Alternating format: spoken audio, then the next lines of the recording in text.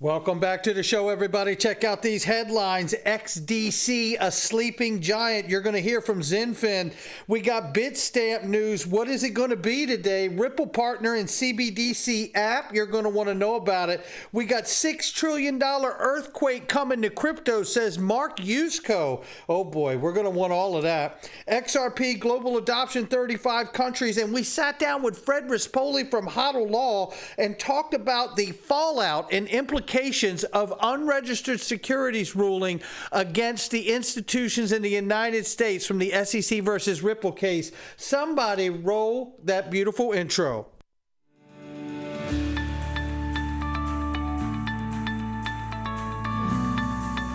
Digital Perspectives with Brad Kimes. Come on in.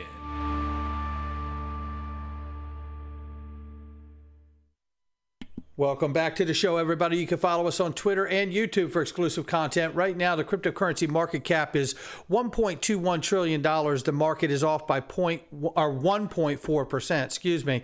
29,000 plus for Bitcoin right now. 1,800 plus for Ethereum. 83.7, almost 83.8 billion plus for the Tether market cap. XRP is 66 cents, falling 4.5 in the last 24 hours and off by 7% on the 7-day. Let's get into this. Ladies and gentlemen, you know, this is linked to, I tell you about private equity. I love it, but I'm telling you about today because Axiom Space is looking to build the first ever commercial space station.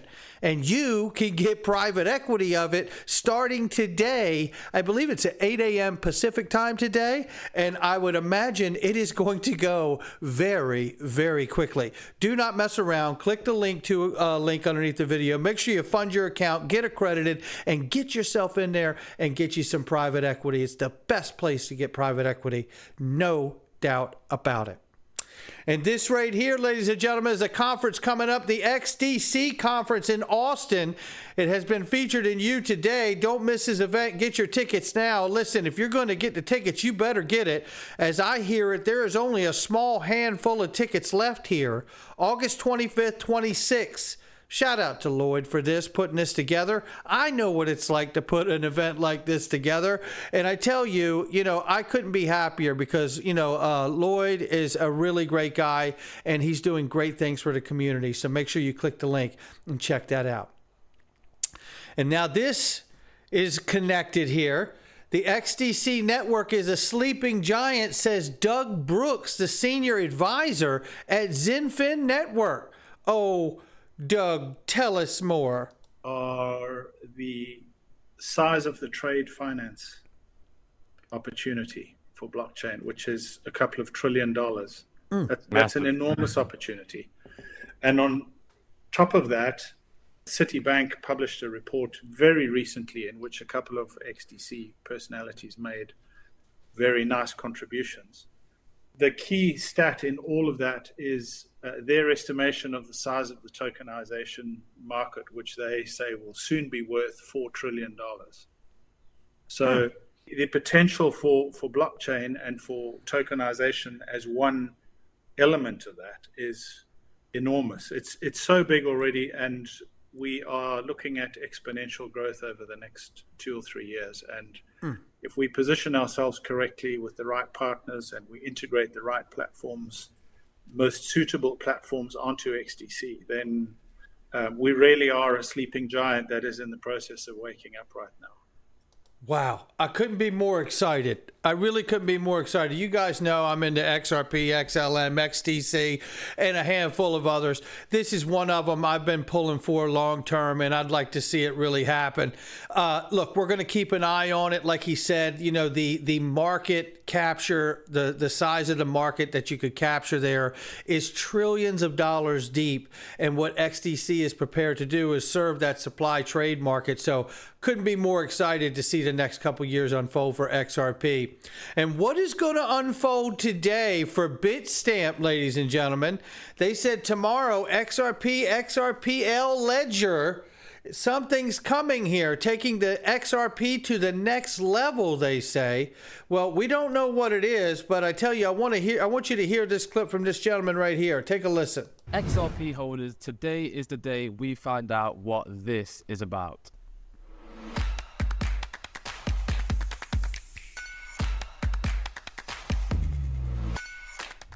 What could this be? It's got the community over on Twitter going absolutely crazy, and it's got speculations flying in left, right, and center, like this one you can see right here. Full XRP integration, DEX connected to your order book with on and off fiat ramps as focus payments. And here's another one from XRP Crypto Wolf. The XRP ledger is coming for all crypto exchanges.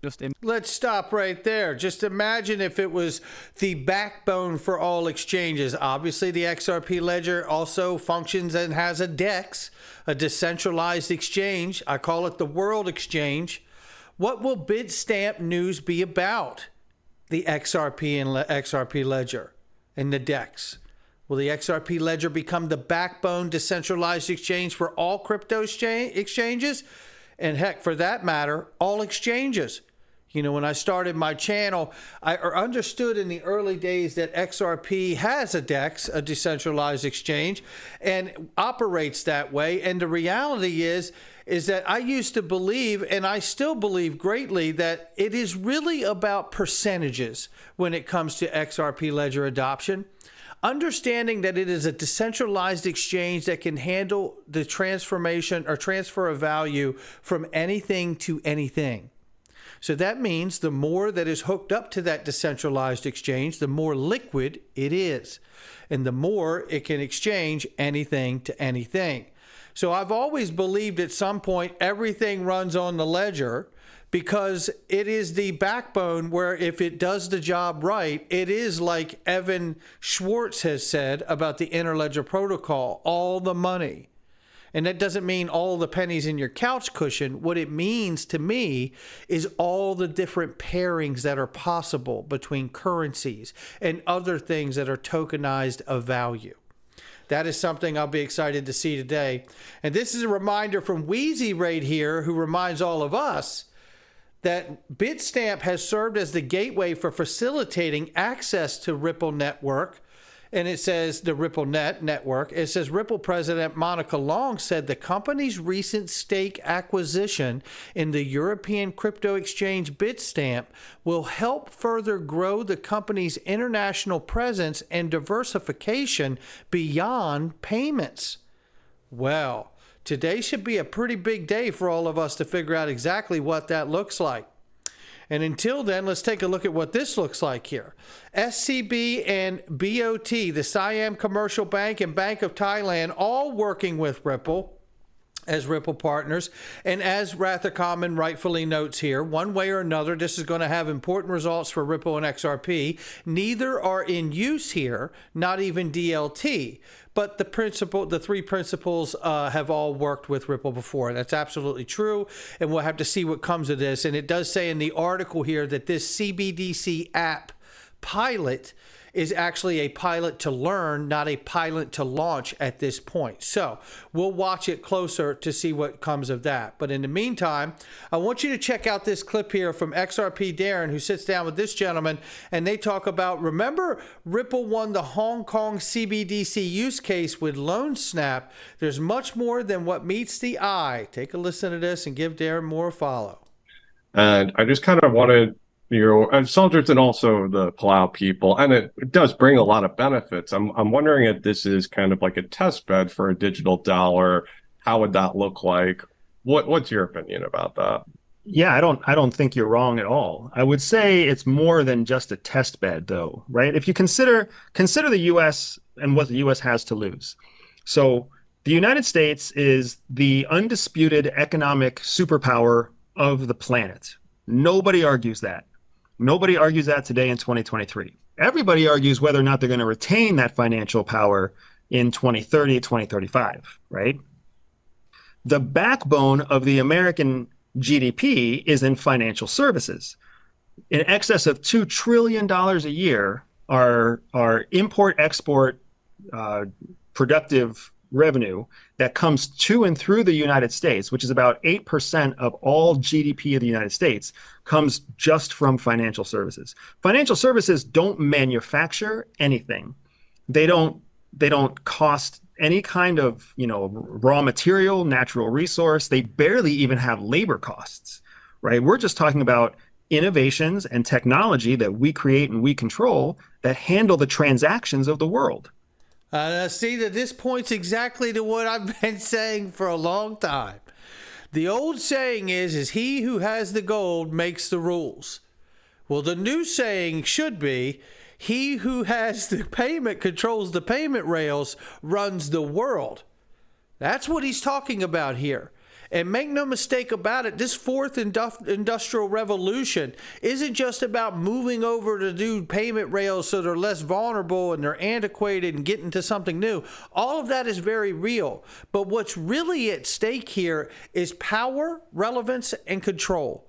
And the more you control the value networks that the money moves on and have any kind of say or power or control over that, then you will run the world.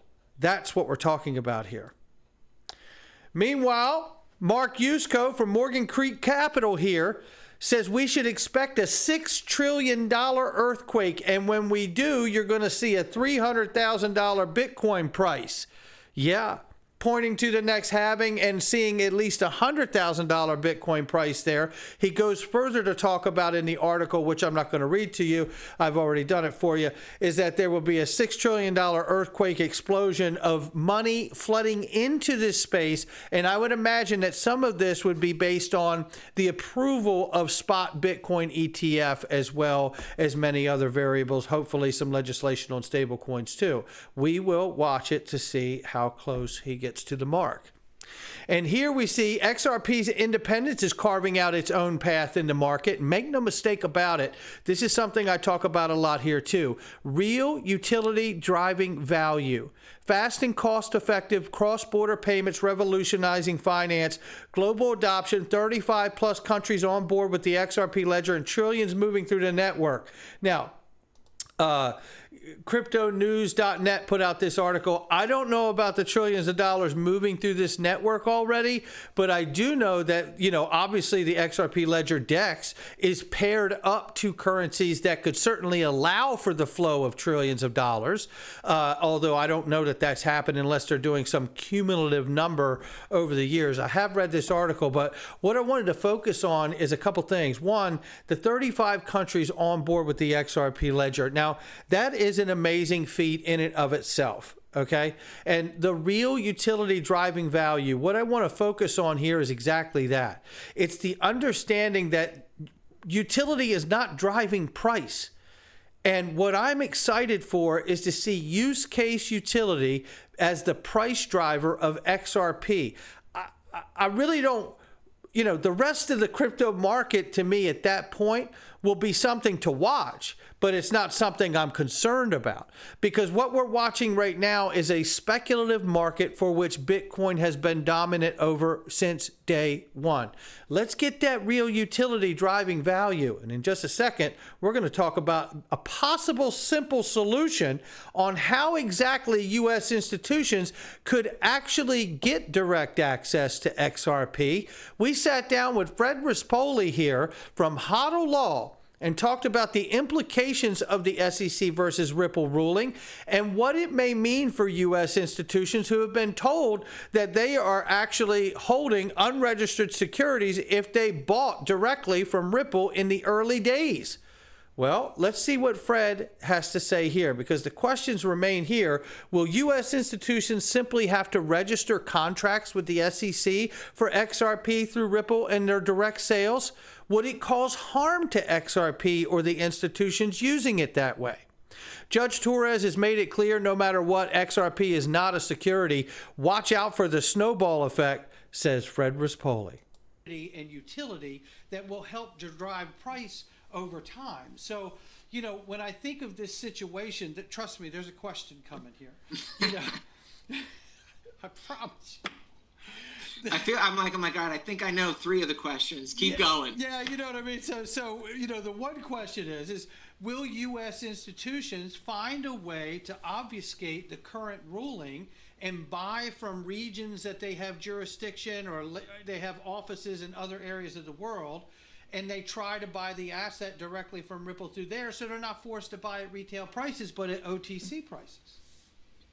I mean, there's just a lot of different ways to attack that if you're a U.S. institution, in my opinion. One, you can just buy directly from Ripple and register it as a, private market, securities or between two parties securities transaction. I'm not. Well, I love that answer. Let me jump in very quickly, Fred, because I actually love this answer. So, then that acknowledges the relationship in which we bought it. This is an investment contract you and I have. It's still not a security. The asset is not a security. It's just like entering into a securities contract if you and I were to have an oil contract or a gold contract. We could have all of that similar setup. So I love what you're pointing out there. And I really do. And the question comes down to it because Judge Torres made it absolutely clear that XRP in it of itself is not a security. So what would be the harm in U.S. institutions simply filing and Ripple registering these initial contracts with institutions as securities, as long as the institutions can turn around and use it as a market maker or a market participant without having any fallout from that registered said security contract? That is the question here. Does it harm the business going forward for either side of Ripple or the institutions? And if it does, then I want to see Ripple resolve this and appeal it or do whatever's necessary so it doesn't harm their functionality as a business offering and what they do. So, look, that's going to do it for me. I want to shout out to Fred Rispoli for everything. We have some other great clips, and we have these full interviews which will be released over the weekend. Keep a lookout for them. Not financial advice from me, him, or anyone else. It's just our digital perspectives. We'll catch all of you on the next one.